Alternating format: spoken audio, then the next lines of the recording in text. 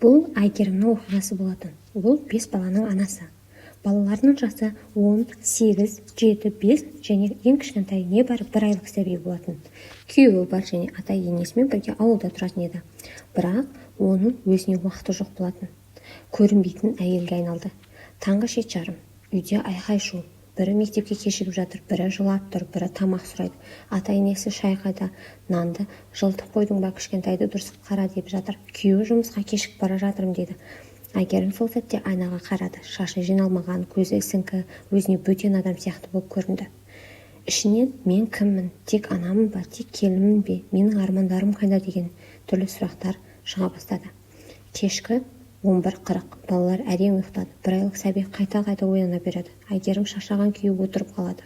Телефонынан сол кезде бір видео шыға келді. Таңғы 5-те тұрып, өмірді өзгертеді деді. Ол күліп жіберді де, маған ұйқы керек, өзгеріс емес деді. Бірақ сол түні ол жылады. Ешкім бірақ оны көрмеді. Ешкім де сезбеді. Түнгі 12:30-да Әйгерім бір шешім қабылдайды.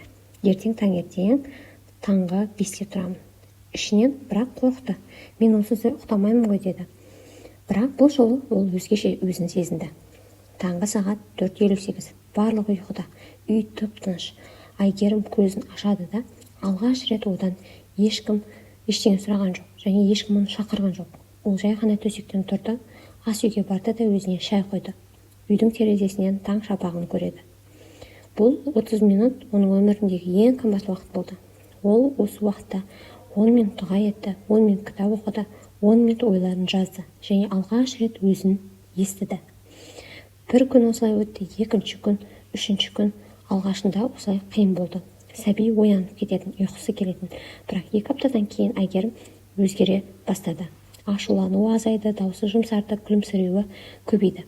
Мұны балалар да сезе бастады. 10 жастағы қызы мамасына, мама сен әдемі болып кетіпсің деді.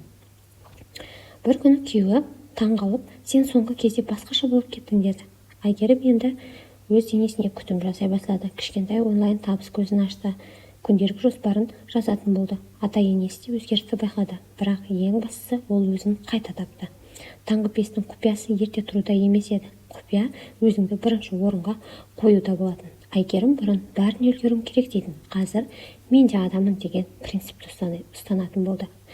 Таңғы 5:00 Әйгерім тағы да оянды. Бұл жолы шаршаған ана емес, өзін бағалайтын әйел ретінде. Егер сен де өзіңді жоғалтып алғандай сезінсең, таңғы 5-те тұрып көр. Мүмкін сенің жаңа өмірің дәл сол уақытта басталар.